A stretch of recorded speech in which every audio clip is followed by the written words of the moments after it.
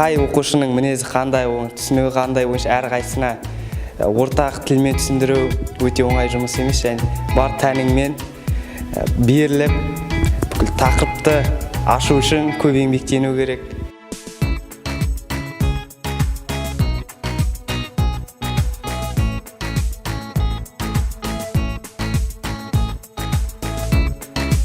Сабақ өте қиын өтіп жатыр. Негізі жақсы класс екен, ұнап жатыр. 9 Сол дәлелдемелерді кәдімгі берілу теңдеуін қолдана отырып, соның дәлелдеп көрсетіп жатыр. Мен үшін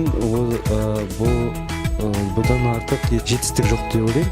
Себебі дейтін барлығын нақты, түсінікті, ұқыпты етіп түсіндіріп берді.